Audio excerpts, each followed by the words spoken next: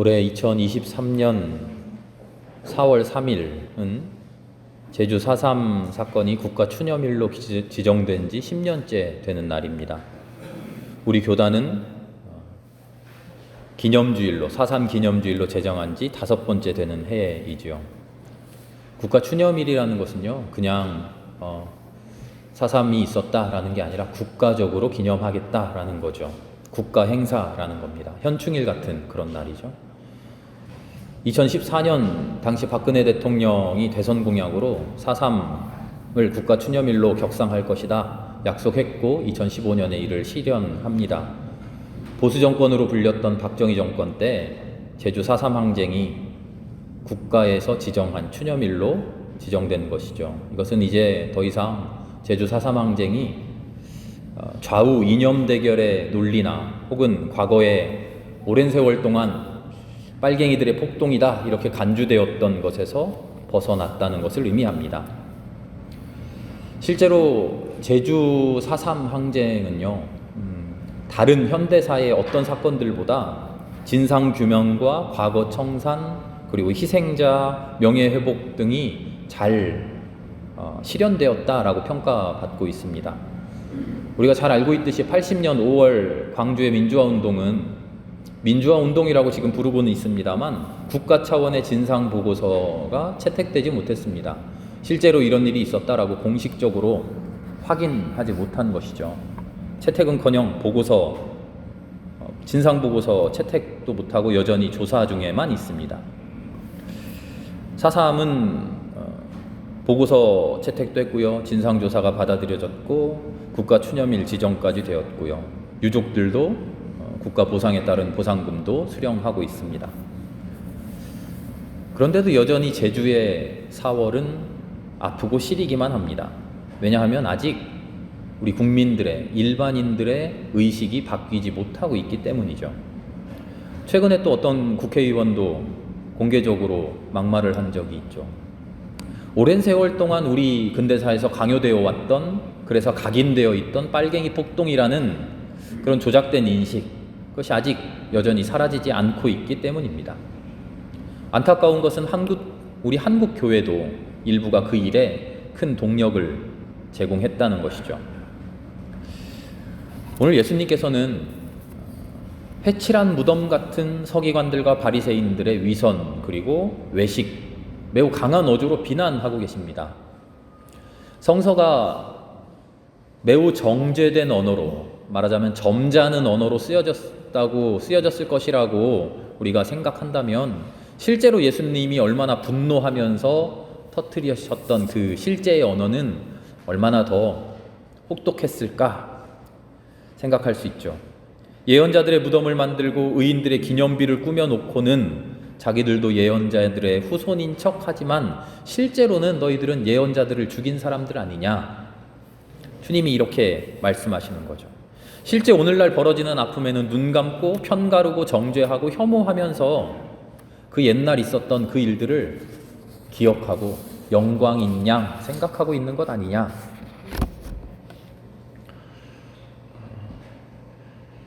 제주 4.3 평화박물관을 가면요, 전시실에 딱 들어가면 제일 먼저 보이는 그 전시물이 있어요. 커다란 비석인데요, 비석이 세워져 있지 않고요, 눕혀져 있어요. 눕혀져 있고 비석에는 뭐가 쓰여져 있죠? 이러이러한 일을 기념한다 하고 커다란 제목과 그 뒤편에 자세한 내용들이 쓰여져 있잖아요. 그런데 제주 4.3 평화박물관에 있는 커다란 비석에는요, 눕혀져 있는 이 비석에는 아무것도 쓰여져 있지 않습니다. 그래서 백비라고 부릅니다. 백비. 아직 확정된 게 없고 아직 우리 국민들의 마음에 이게 무엇인지 정확하게 규정되지 않았다는 겁니다. 무슨 일이 있었는가, 그 있었던 일에 대한 성격을 규명하는 것은 그 명칭이죠.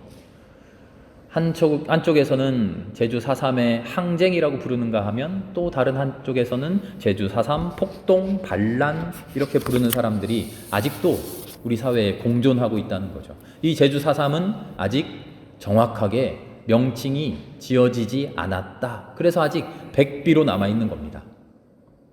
아직 우리는 제주 4.3을 정확하게 규정하지 못하고 있다. 이게 무슨 일이었는지, 무슨 일이 일어났는지, 그 일을 통해서 우리가 무엇을 생각해야 하는지, 무엇을 회고해야 하는지, 무엇을 사죄해야 하는지 아직 정확하게 된 것 없다라는 거죠. 역시나 아직 한반도는 70년 넘게 서로를 주적, 괴뢰 이렇게 부르며 손가락질하는 세계 유일의 분단 국가로 남아 있습니다. 과거 독재 정권, 군사 정권, 권위주의 정부 이런 정부들을 거치면서 반공이 국시였습니다. 현대사의 모든 사건을 북한과 연결시키면 잘 넘어갈 수 있었습니다. 정치의 모든 어려운 일들 북한을 끌어들이면 쉽게 해결할 수 있었죠. 편리한 도구로 사용했습니다. 그런가 하면 휴전선 인근 지역 사람들, 북에 고향을 둔 사람들, 잠재적인 빨갱이 취급하고 해안선에서 납북되었던 어부들과 그 가족들 늘 감시와 공작의 대상이 되었고, 빨치산에서 활동했던 그 지역들, 인민의용군으로 강제 진발이 있었던 곳들, 그런 지역 주민들은 월북자 가족이라는 혐의로 감시와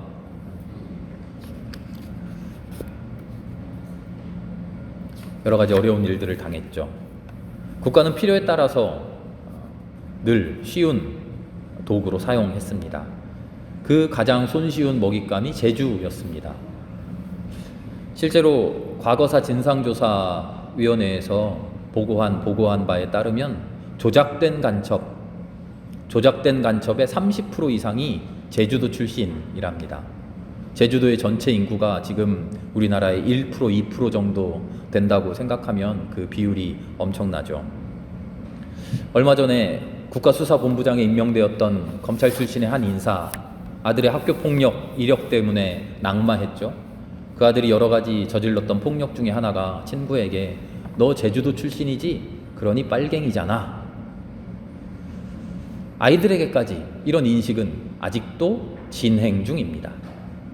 교회는 어떻습니까? 교회는 참된 진실을 이야기하고 있습니까? 한국전쟁 전후로 벌어진 여러 민간인 학살에서 한국 교회가 주도적인 역할을 했던 것, 엄연한 사실입니다. 서북청년단으로 대표되는 극우 개신교 청년들이 4.3 사건에서 주도적인 가해자로 활동한 것도 엄연한 사실입니다. 극우 정치인들과 결합한 극우 개신교도들이 한국 사회를 거대한 반공의 굴레로 몰고 간 것도 사실입니다. 이에 힘입어서 한국 교회가 폭발적으로 성장한 것도 사실이죠. 올해 초에 한국 교회 신뢰도 조사를 했어요. 우리 국민들이 교회를 얼마나 믿고 있는가, 얼마나 믿고 있다고 조사 결과가 나왔을까요? 몇 프로 정도? 2020년 설문조사에서는요, 국민들의 32%가 교회를 신뢰할 수 있다, 이렇게 대답했대요.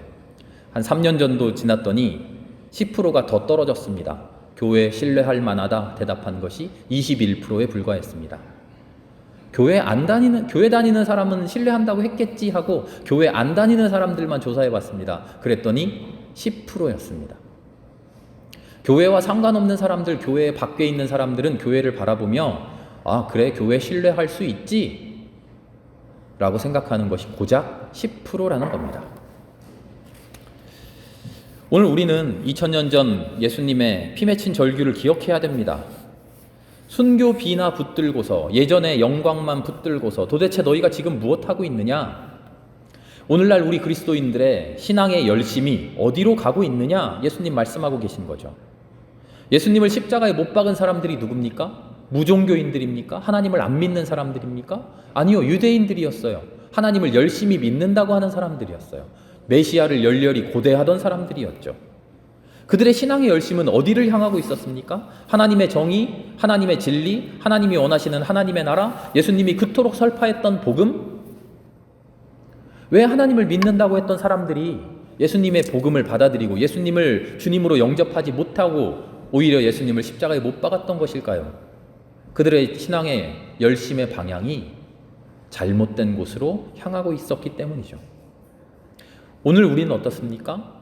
이제라도 한국 교회는 현대사의 여러 아픔에 사죄하고 무릎을 꿇어야 됩니다. 교회를 세워온 것은 아름다운 순교의 피만 있었던 것이 아니라 어쩌면 수없는 민간인의 무고한 피 흘림 위에도 우리 교회가 서 있는 것을 반성해야죠. 이제라도 우리 교회들은 4.3 평화공원에 있는 아무것도 쓰여지지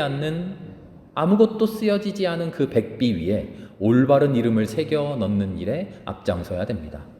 우리 교회가 나가서 팔을 걷어붙이고 머리에 이마에 띠를 띠고 밖에서 농성하자는 이야기 아닙니다. 우리가 올바른 인식을 가지고, 우리가 올바른 생각을 가지고, 우리가 올바른 과거사에 대한 정의를 가지고 있어야 한다는 거죠. 오늘 복음서에서 분노하셨던 예수님이 가셨던 길이 바로 그 길인 것이죠. 열왕기서의 본문은 그런 점에서 오늘 우리가 되새길 만한 중요한 말씀입니다. 히스기야가 이스라엘의 왕이 됐는데 이 시기는 매우 불안정한 시대였어요. 나라를 이대로 둘 수 없다고 생각하고 종교개혁을 이끌어갑니다. 그 종교개혁의 상징적인 일로 광야시대부터 간직해왔던 구리뱀을 부숴버립니다. 구리뱀, 우리는 뱀 하면 사탄의 상징 이런 생각이 있어서 뱀 부순 거 잘한 것 아니야? 라고 생각할 텐데요. 그렇지가 않아요. 광야시대 때 무슨 일이 있었냐면 이스라엘 백성들이 하나님을 원망합니다. 왜 우리를 광야로 끌고 와서 이 고생을 하게 만듭니까? 하고 원망했더니 하나님도 참다 못해서 불뱀을 보내십니다. 불뱀을 보내셔서 이스라엘 백성들을 물어 죽이게 합니다. 심판하신 거죠. 모세가 백성들이 하나님께 또 탄원합니다. 우리를 좀 살려주십시오. 하나님 또 그 기도를 또 들어주셔요. 그래서 구리뱀을 만들어라. 구리로 뱀을 만들고 높이 장대에 만들어서 매달아서 그 뱀을 높이 치켜들면 하나님의 심판의 불뱀에 물린 사람도 그 구리뱀을 바라보면 낫게 해주겠다. 죽지 않게 해주겠다. 이 구리뱀은요, 하나님의 광야에서의 심판을 거두어드리는 하나님의 구원의 상징이 되었던 거예요. 이 구리뱀을 이스라엘 백성들은 소중히 간직해왔던 거죠. 이스라엘 백성에게 구리뱀은 하나님의 구원의 상징이었던 거예요. 그런데 지금 히스기야가 그 구리뱀을 부숴버리는 겁니다. 이스라엘 백성들에게 큰 충격이었을 겁니다. 그 구리뱀은 하나님의 구원의 상징이요, 우리가 하나님을 믿는다고 하는 우리 신앙의 상징이었으니까요. 구리뱀을 우상이라고 생각해 본 적 단 한 번도 없었을 겁니다. 지켜야 할 전통이라고 생각했을 겁니다. 그런데 히스기야는 이 구리뱀은 쇳조각에 불과합니다. 이렇게 선언하는 거죠. 무슨 말입니까? 우리가 이제껏 귀중한 것이라고, 전통이라고, 신앙의 핵심이라고, 정수라고 믿어왔던 것, 그것을 부숴야 된다는 겁니다. 그것을 부숴야 진짜 하나님을 바라본다는 거죠. 하나님을 바라보지 못하고 하나님을 가리우고 있는 것, 그것이 아무리 아름답고, 그것이 아무리 복되고, 그것이 아무리 대단하고, 그것이 아무리 위대한 것이라도 하나님 말고 그것을 바라보고 있으면 우리의 신앙은 썩어간다. 히스기야는 이렇게 깨달았던 것이죠. 그런 쇳조각 깨뜨려 버리자는 겁니다.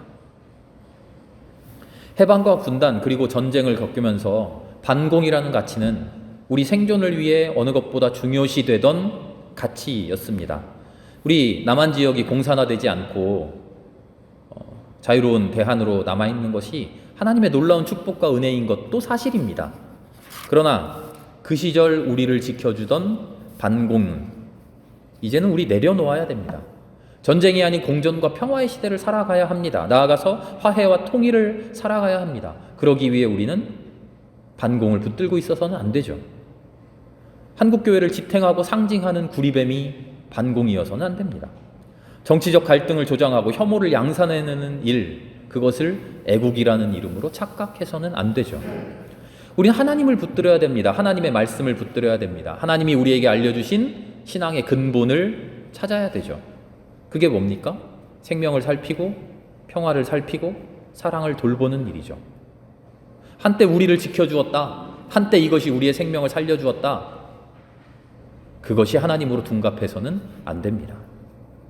그렇게 우리의 신앙은 항상 우리에게 중요했던 것을 내려놓는, 그리고 하나님으로 돌아가는 그런 신앙이 되어야 되죠. 우리 모두가 하나님의 백성이고 우리 모두가 하나님이 사랑하는 생명이고 우리 모두가 하나님의 귀한 아들, 딸들이라고 하는 그 근원적인 사실을 붙들어야 됩니다. 그게 신앙의 출발이죠. 그 신앙의 출발로 되돌아가 보면 민주주의, 공산주의, 빨간색, 파란색 뭐 그런 게 중요합니까?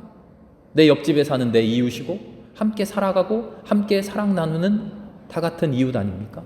함께 이웃되어 살아가는 그 길로 우리는 나아가야 되죠.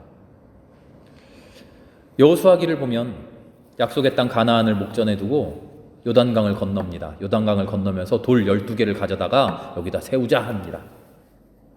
너희 자손들이 물어보면 하나님이 우리를 구원했다 하라. 우리가 가나안을 정복했다. 여호수아가 우리를 구했다. 가나안 민족은 우리의 원수다. 이런 이야기를 유산으로 남기는 게 아니라 그때 위대한 일을 했더라도 그때 서로에게 상처를 주었더라도 그때 잘못을 했더라도 그 모든 것은 하나님의 은혜 안에 내려놓고 그 모든 것을 하나님의 역사 아래 묻어두고 더 위대한 하나님의 승리를 하나님의 구원을 그것을 붙들자 하는 것이죠. 이전에 있었던 일 사람끼리의 일, 그런 사건들, 그런 것에 얽매이지 않고 하나님이 우리에게 물려주시는 위대한 유산, 그것만을 붙들자는 거죠.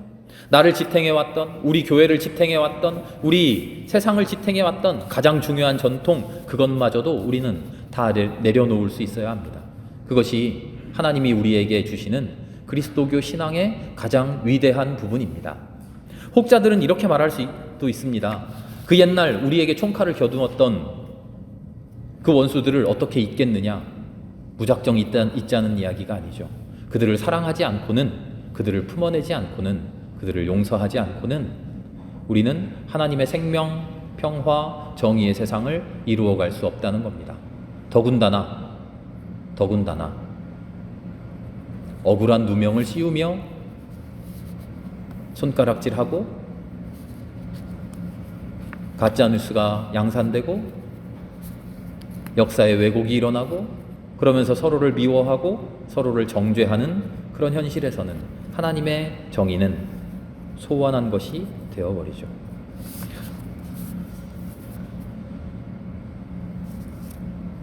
오직 그리스도의 십자가만이 우리 안에 우뚝 솟을 수 있는 그런 신앙의 결단. 이 땅에 온갖 들려 올려진 것들을 내리고 부수는 일. 오늘 우리는 그 길에 초청되고 있는 것입니다. 오늘 종려주의를 보냅니다. 예루살렘으로 들어오시는 예수님을 호산나 하며 모든 사람들이 반겨 맞이합니다. 이 사람들 불과 며칠 만에 십자가의 예수를 못 박아라 소리칩니다. 왜 그렇습니까? 예수가 들려주시는 구원의 본질보다 내 안에 자리 잡고 있는 우상이 더 소중했던 것이죠. 한반도의 평화와 통일보다 하나님의 사랑과 정의보다 반공이라는 국시가 더 소중했던 것이죠. 믿음, 소망, 사랑보다 나의 행복이 더 소중했던 것이고 나의 성공이 더 소중했던 것이고 나의 건강이, 나의 형통이, 나의 소원 성취가, 나의 승승장구가 더 소중했던 것이죠. 우리 그런 사람들입니까? 우리는 그런 사람들 아니죠. 우리는 그런 사람들 되지 맙시다. 우리는 그 모든 것보다 하나님이 소중하고 하나님의 사랑이 소중하고 하나님의 평화가 소중한 그런 사람들 되어야 합니다. 오늘 종려주일에 마침 4.3 기념주일을 맞아 하나님께서 우리에게 원하시는 신앙의 모습이 바로 그것일 겁니다. 4.3 사건 때 이른바 초토화 작전이 있었어요. 해안가에 사람들이 많이 살고요. 한라산 중심으로는 사람들이 살기 어려웠는데 해안가로부터 몇 킬로인가 이렇게 줄자를 딱 재어놓고 그 지역에 사는 모든 사람들을 미리 공고했는지 모릅니다만 아무도 살지 못하게 그 안에는 누구든지 민간인이고 누구고 상관없이 눈에 띄기만 하면 모조리 죽인다 하고 초토화 작전을 실시합니다. 그때 제주도의 많은 사람들이 제주 곳곳에 있는 동굴로 들어가 숨습니다.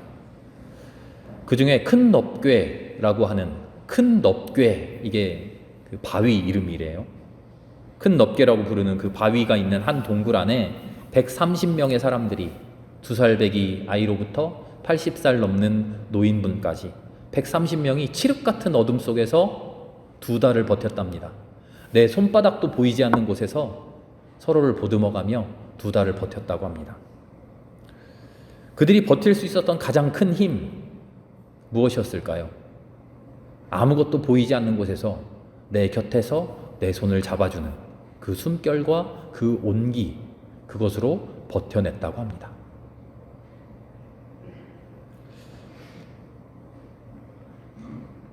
그들이 빨갱이인가요? 모르겠습니다.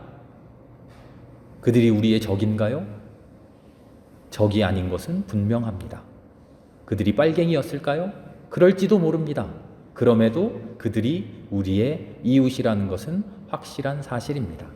그 숨결과 온기로 우리는 이제 그들을 붙들어야 할 때입니다.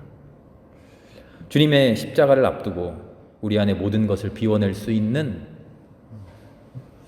우리가 되기를 바랍니다. 다만 하나님의 사랑, 그것 하나만 붙들고 태초에 창조될 때 부활하신 예수님이 전해주신 그 숨결 붙들고 모두를 사랑해낼 수 있는 그런 우리로 다시 태어날 수 있기를, 우리뿐만 아니라 한국교회뿐만 아니라 온 한국 모든 민족이, 온 세상이 그렇게 태어날 수 있기를 기도합니다. 함께 기도하겠습니다. 하나님 감사합니다. 종려주의를 보내며 사상기념주의를 보내며 이 땅에 있었던 아픈 역사를 기억합니다. 그 아픈 역사 속에 있었던 우리의 잘못을 회개합니다. 그리고 그 회개를 딛고 일어나 하나 될 수 있는 사랑의 손길, 사랑의 마음 우리 안에 가득 품을 수 있기를 기도합니다. 하나님이 인도해 주시고 하나님이 함께해 주시옵소서. 모든 말씀 예수님의 이름으로 기도합니다. 아멘.